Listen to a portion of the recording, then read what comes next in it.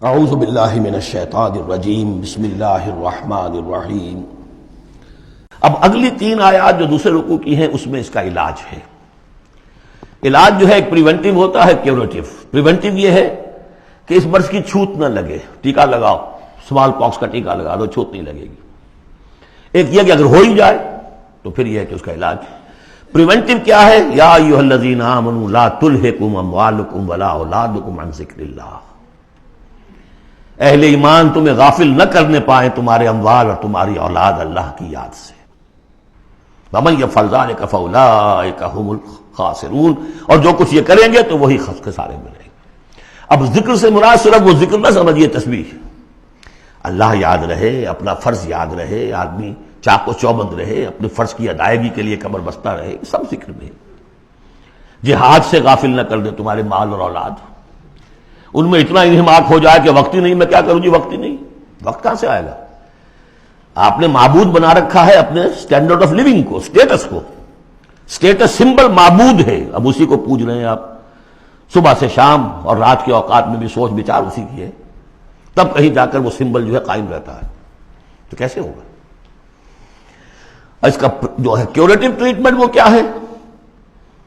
دیکھیے، نفاق الف اس میں ڈال دیجئے، انفاق یہ اس کا علاج ہے۔ انفاق، خرچ کرو، خرچ کرو۔ نفاق کا اصل سبب کیا ہے؟ دنیا کی محبت۔ دنیا کا محبت کا سب سے بڑا مظہر کیا ہے؟ مال کی محبت۔ اور علاج بالمثل یہ ہوگا، مال نکالو۔ یہ ہے اس کی اصل علاج۔ جیسے سورہ حدید میں ہم نے پڑھا تھا کہ زمین کے اندر ہل چلانا پڑے گا۔ ہل کیا ہے؟ ان المصدقین والمصدقات واقرضوا اللہ قرضا حسنا یضاعف لهم ولهم اجر کریم والذین آمنوا باللہ ورسلہ اولئک هم الصادقون۔ یہ گند نکال دو دل سے، پھر ایمان کا بیج پڑے گا تو لہلائے گی کھیتی، پھر صدیقیت کی طرف جاؤ چاہے شہادت کی طرف۔ یہ تمہاری استاد تباہ ہے۔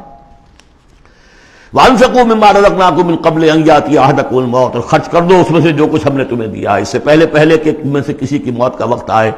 فَيَقُولَ، پھر وہ اس وقت کہے، رب لولا أَخَّرْتَنِي إِلَىٰ أَجَلٍ قَرِيبٍ، پروردگار اسے ذرا کچھ دیر کے لیے مؤخر کر دے۔